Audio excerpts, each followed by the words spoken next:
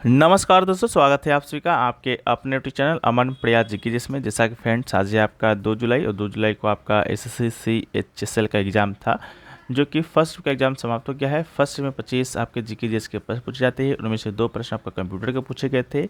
तो 23 प्रश्नों में से अधिकतम जो जितने प्रश्न हो सकते थे वो सब मिल गए हैं। तो आज की इस वीडियो में हम उन सभी प्रश्नों को देखेंगे, साथ में उनसे इंपॉर्टेंट एक्स्ट्रा फैक्ट्स को देखते चलेंगे। जैसा कि हमने कल इंपॉर्टेंट एक्स्ट्रा फैक्ट्स को देखा था, तो आज उससे रिलेटेड प्रश्न जो कि आपके एग्जाम में आपके शिफ्ट में देखने को मिले हैं, तो आगे भी आपको मिलते रहेंगे। बस आपको वीडियो को लाइक कर देना है, चैनल पर नए होंगे चैनल को सब्सक्राइब कर देना है और नोटिफिकेशन बेल को ऑन नहीं किए होंगे तो आपको ऑन कर देना है। ठीक है, तो चलिए वीडियो को स्टार्ट करते हैं फ्रेंड्स बिना किसी देरी के।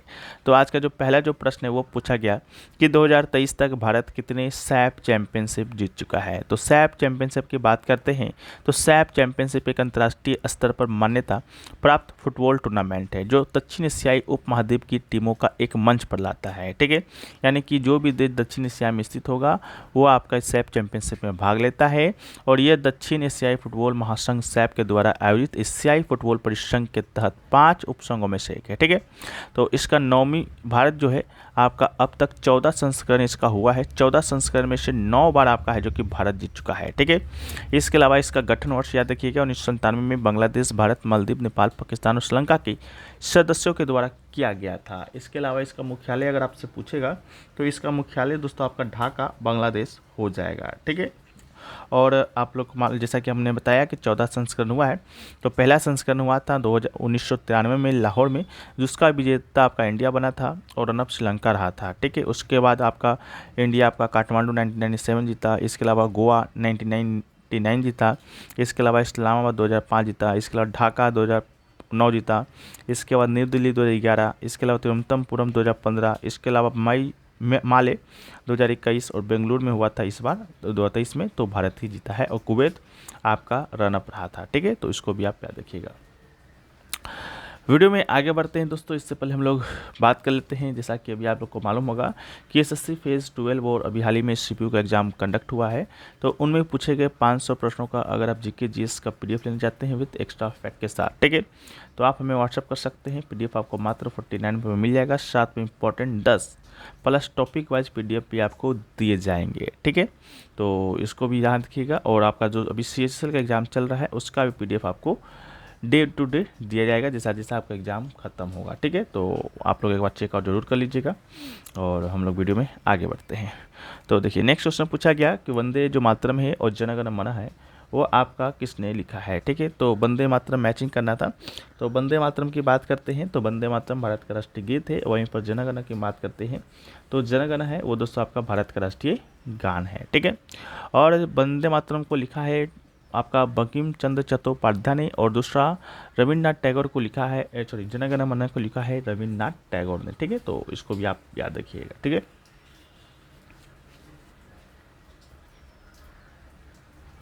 नेक्स्ट क्वेश्चन पूछा गया कि 2011 के जनगणना के आंकड़ों के अनुसार किस राज्य में पुरुष और महिला साक्षरता में सबसे अधिक अंतर कहाँ है। ठीक है, तो पुरुष और महिला में सबसे अधिक अंतर की बात करेंगे तो इसका राइट आंसर दोस्तों आपका राजस्थान होगा। ठीक है, राजस्थान इसका राइट आंसर होगा। राजस्थान का कुल साक्षरता दर आपका 66.11% है और पुरुष की साक्षरता दर है यहाँ पर आपका 79.19% और महिलाओं की साक्षरता दर है 52.12%। ठीक है, तो सबसे ज़्यादा साक्षरता का अंतर जो है आपका यहीं राजस्थान में है। और सबसे कम महिला साक्षरता दर की बात करते हैं तो सबसे कम महिला साक्षरता दर भी आपका राजस्थान में ही है। ठीक है, लेकिन सबसे कम पुरुष साक्षरता दर की बात करते हैं तो सबसे कम पुरुष साक्षरता दर आपका बिहार में है और बिहार में ओवरऑल जो साक्षरता दर है वो भी आपका सबसे कम आपका बिहार में ही है। ठीक है, इसके अलावा देश की बात करते हैं तो देश का साक्षरता दर 74.40% है, पुरुषों के लिए 82.14% है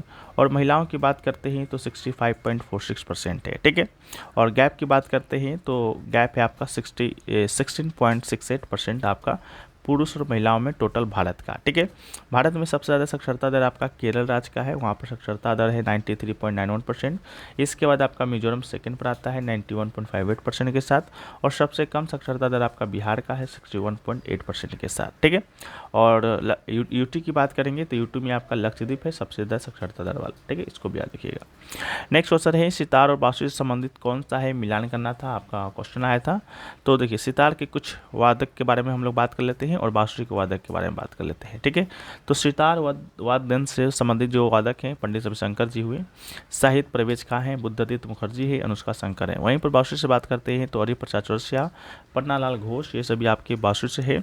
और याद रखिएगा कल एक और प्रश्न आपका बना था कि निम्न में से कौन सा इंस्ट्रूमेंट है, कौन सा वाद्य यंत्र है जिसमें वायर नहीं लगा होता है, तो बांसुरी ही उसका राइट आंसर था। ठीक है, तो इसको भी आप लोग ध्यान में रखना है। ठीक है, और जैसा कि 4 इंस्ट्रूमेंट वादक पूछा गया था, हमें तो सिर्फ सितार और बांसुरी का ही स्टूडेंट जो कि बताए हैं, तो आप लोग कमेंट सेक्शन में बताइएगा और क्या क्या पूछा गया था। ठीक है, नेक्स्ट क्वेश्चन देखिए, पूछा गया कि पौधे की पत्तियों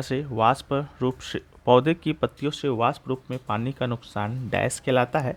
तो इसका राइट आंसर दोस्तों आपका वाष्पोत्सर्जन हो जाएगा। ठीक है, वाष्पोत्सर्जन जल वाष्प के रूप में एक पौधे से पानी का नुकसान है। ठीक है, इसके अलावा बिंदु स्राव की बात करते हैं तो कुछ सामान्य पौधे के पत्ती मार्जिन पर हाई डेथोथस यानी कि छोटे छिद्र से पानी की बूंदे के रूप में पानी का नुकसान बिंदु स्राव कराता है। भाप की बात करते हैं तो वाष्पीकरण वो प्रक्रिया है जिसके द्वारा पानी एक तरल से गैस वाष्प में परिवर्तित होता है।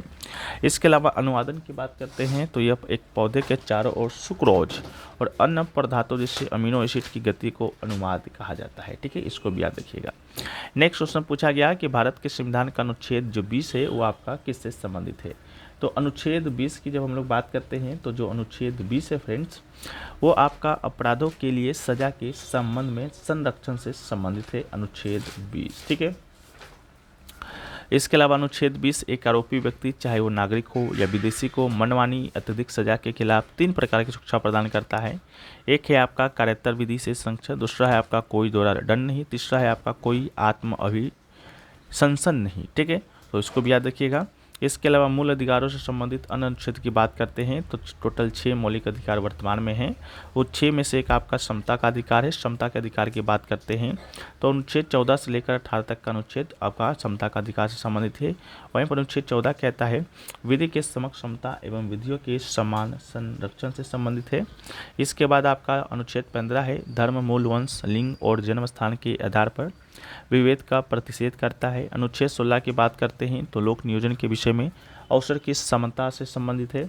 इसके अलावा अनुच्छेद 17 की बात करते हैं तो अस्पृश्यता यानी कि अनटचेबिलिटी का अंत और उसका आचरण निषेध से संबंधित है।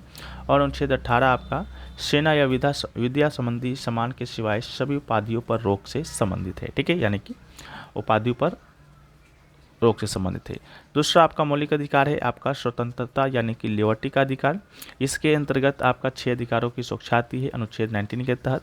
पहला है आपका वाक्य एवं व्यक्ति की स्वतंत्रता, दूसरा है सम्मेलन करने की, तीसरा है संघ बनाने की, चौथा है संचरण यानी घूमने की, चौथा है निवास करने की और छठा है वृत्ति यानी कि व्यवसाय करने की। ठीक है, तो इसको भी याद रखिएगा।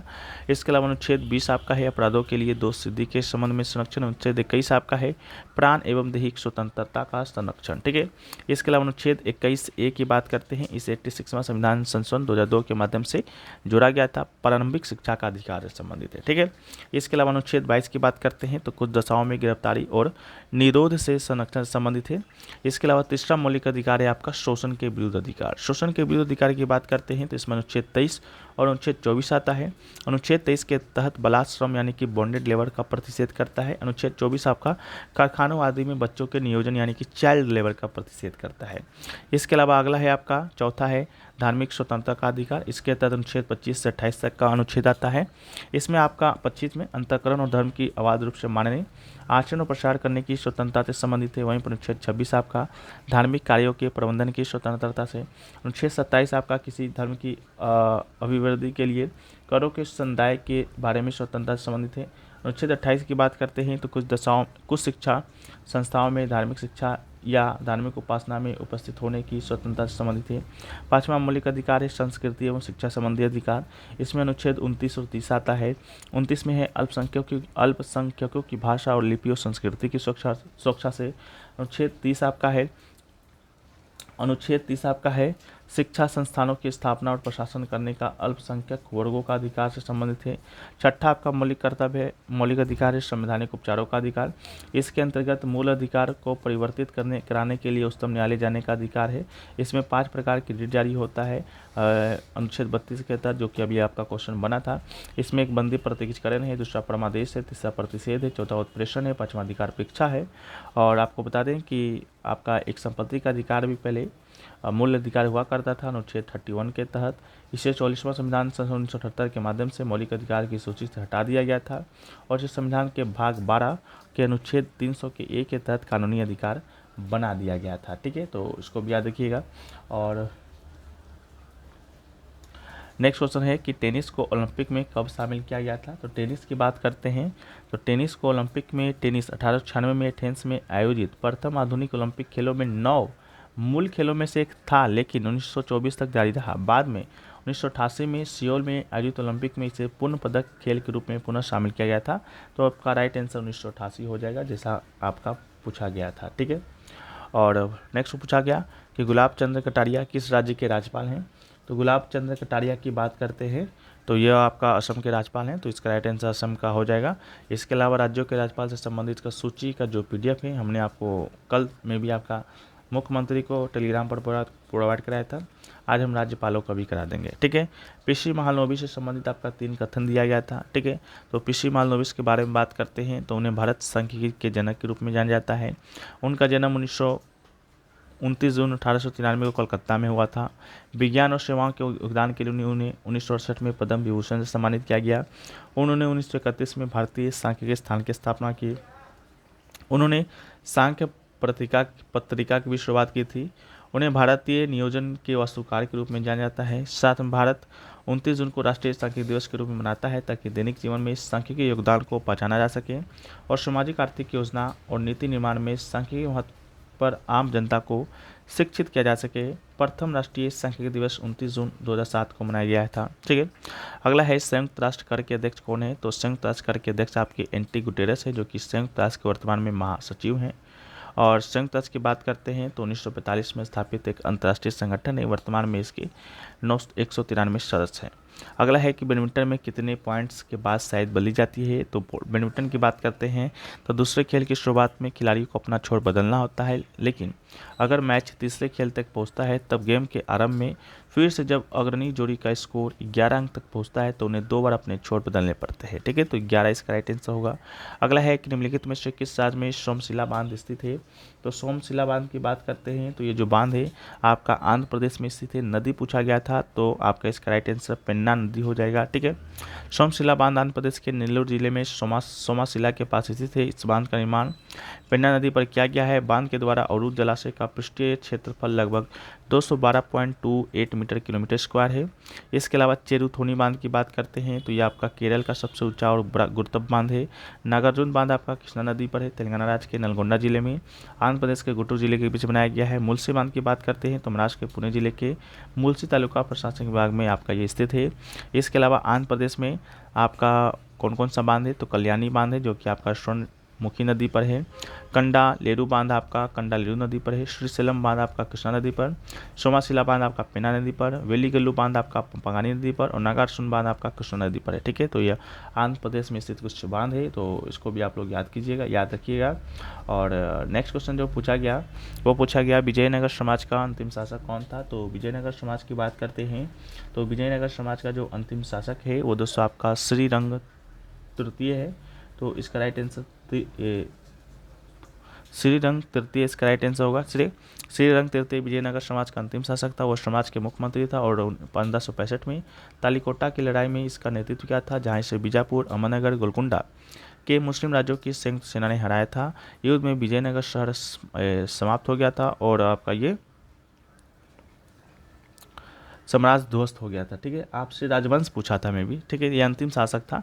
ठीक है, अगर आपसे राजवंश पूछा होगा तो इसका राइट आंसर आपका अराविदु हो जाएगा। ठीक है, अराविदु राजवंश आपका विजयनगर समाज का अंतिम वंश था, जिसका 4 वंश ने आपका विजयनगर समाज पर शासन किया था। पहला वंश था आपका संगम वंश, जिसका स्थापना हरिहर बुक्का ने किया था 1336 में, और 1485 तक आपका शासन किया। देवराय द्वितीय संगम वंश का सबसे महत्वपूर्ण शासक था। दूसरा वंश है आपका शालू वंश, जिसका स्थापना सलुवा नरसिम्हा ने किया, 1885 से लेकर 1505 तक शासन किया, और संगम वंश को समाप्त कर शालू नरसिम्हा सत्ता में आया था। तीसरा वंश था तुलवा, जो कि वीर नरसिम्हा के द्वारा स्थापित किया गया था 1505 से 1570 तक, और कृष्ण देव राय जो थे यही आपका तुलु वंश के शासक थे। बाद में आपका अंतिम वंश आया अराविदु, और इसके संस्थापक से तिरुमाला 1570 से 1650 तक शासन किया। यह विजयनगर साम्राज्य का अंतिम राजवंश था। ठीक है, तो इसको भी याद रखिएगा। अगला है नवरोज उत्सव है, जो कि किसके साथ जुड़ा हुआ है। तो नवरोज उत्सव की बात करते हैं तो जो नवरोज जो उत्सव है वो दोस्तों आपका पारसी धर्म से जुड़ा हुआ है। यह आपका पारसी धर्म का नव वर्ष त्यौहार है। ठीक है, पारसी धर्म का नववर्ष त्यौहार इसका राइट आंसर होगा। ये ईरानी कैलेंडर की शुरुआत को चिन्हित करने के लिए किया जाता है। यह परंपरा लगभग 3000 वर्ष पहले शुरू हुआ था। दुनिया भर के पारसी समुदाय में देखी जाती है। और इसके अलावा दिन को फारसी राजा जमशेद के बाद जमशेद ए नूरोज के नाम से जाना जाता है, जिन्होंने पारसी कैलेंडर पेश किया था। और बलबन की बात करते हैं तो बलबन पहला व्यक्ति था जिन्होंने नरोज के प्रसिद्ध फारसी महोत्सव की शुरुआत की थी।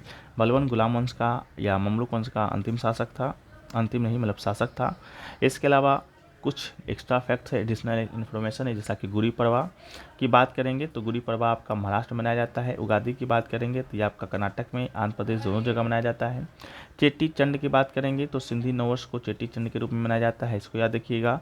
ये आपका नवरोज था, ये आपका नवरे है। नवरे की बात करते हैं तो ये कश्मीर में मनाया जाने वाला नववर्ष उत्सव याद रखिएगा। साजिमू चेरावा की बात करते हैं तो मिटिस का अनुष्ठान त्यौहार जो मणिपुर चंद्र शाह सजीब के पहले दिन मनाया जाता है, तो ये आपका मणिपुर का है। चैत्र शुक्ल प्रतिपदा की बात करते हैं तो ये विक्रम संवत के नववर्ष की शुरुआत को चिन्हित करता है, जिसे वैदिक कैलेंडर के रूप में जाना जाता है, इसको भी याद रखिएगा। अगला क्वेश्चन है सर्वोच्च न्यायालय 10 प्रकार की याचिका या रिट जारी कर सकता है, तो 5 प्रकार का रिट जारी कर सकता है, इसका राइट आंसर 5 होगा। याचिका रिट सर्वोच्च न्यायालय या उच्च न्यायालय का एक लिखित आदेश है जो भारतीय नागरिकों को उनके मौलिक अधिकार के उल्लंघन के लिए खिलाफ संवैधानिक उपचार का आदेश देता है। भारतीय संविधान में अनुच्छेद 32 संवैधानिक उपचारों से संबंधित है, जो एक भारतीय नागरिक अपने मौलिक अधिकारों को उल्लंघन के खिलाफ भारत के सर्वोच्च न्यायालय और उच्च न्यायालय से मांग कर सकता है। ठीक है, इसको भी याद रखिएगा। 5 प्रकार के रिट के बारे में हम लोगों ने ऊपर भी चर्चा किया था, एक बार और देख लेते हैं। परमादेश है, प्रतिषेध है, उत्प्रेषण लेख है, अधिकार अपेक्षा है, जो कि भारत के सर्वोच्च न्यायालय के द्वारा जारी किया गया 5 प्रकार का रिट है। इसके अलावा यही अनुच्छेद सर्वोच्च न्यायालय को अधिकार के प्रवर्तन के लिए याचिका जारी करने की शक्ति प्रदान करता है, जबकि उच्च न्यायालय के पास संबंधित अनुच्छेद 226 के तहत समान शक्ति है। यानी कि सर्वोच्च न्यायालय अनुच्छेद 32 के तहत ये 5 प्रकार के रिट जारी कर सकता है, और वहीं पर हाईकोर्ट यानी कि उच्च न्यायालय आपका अनुच्छेद 226 के तहत ये 5 प्रकार का रिट जारी कर सकता है। ठीक है, तो इसको भी याद रखिएगा। एक क्वेश्चन आपका और आया था, आकाश गंगा में धूल के बादल क्या कहलाते हैं। ठीक है, तो आकाश गंगा में धूल के बादल की बात करेंगे तो ये दोस्तों आपका नेबुला कहलाते हैं, तो इसका राइट आंसर आपका नेबुला होगा। इसके अलावा एक आपका आया सोनल मानसिंह के बारे में कि सोनल मानसिंह आपका किस डांस से संबंधित है।